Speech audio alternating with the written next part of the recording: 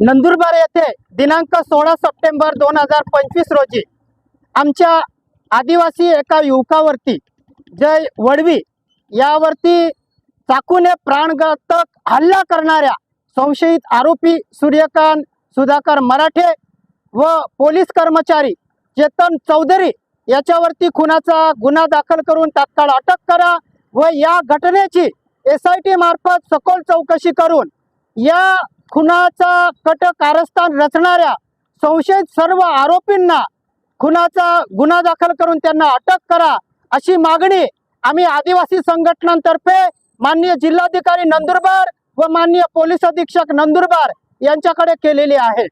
नंदुरबार सारख्या शहरामध्ये खुलेआम असा खुनाचा गुन्हा दाखल प्राणघातक हल्ला होत असेल तर कुठेतरी पोलिसांवरती मोठा संशय निर्माण होतो।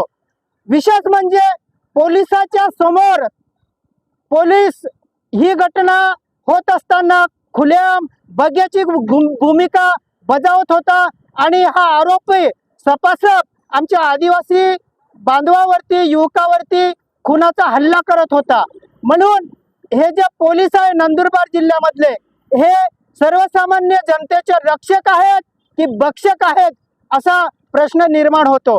माननीय पोलीस अधीक्षक श्रवण दत्त यांच्या कारकिर्दीमध्ये अशा ह्या घटना घडत आहेत। पोलीस हे चोर डाकू लुटेऱ्याची भूमिका या नंदुरबार जिल्ह्यामध्ये बजावत आहेत। अशा पोलिसांवरती कडक कारवाई झाली पाहिजे। हे जे पोलीस आहे खाकी वर्दीमध्ये एक कलंकित अशी भूमिका बजावत आहेत। यांना पोलीस म्हणून काम करण्याचा अधिकार नाही। म्हणून या पोलिसांनी तात्काळ आपल्या पोलीस पदाचा राजीनामा द्यायला पाहिजे। माननीय पोलीस अधीक्षकांना आमची विनंती आहे की तुमच्या कारकिर्दीमध्ये हे जे पोलीस आरोपींना मदत करत आहेत, चोर डाकू लुटेराची भूमिका बजावत आहेत, खुनाची भूमिका बजावत आहेत, म्हणून कुठेतरी आपण जागा होऊन हे पोलीस डिपार्टमेंट मध्ये जे चुकीचे कारभार सुरू आहे हे आपण थांबवले पाहिजे।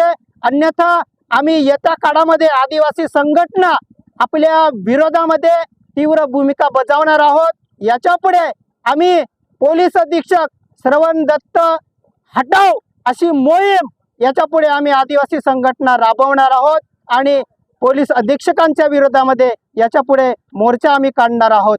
म्हणून आमच्या आदिवासी युवकांवरती हे जे जीवघेणे हल्ले होत आहेत ते पोलिसांनी तात्काळ थांबवावे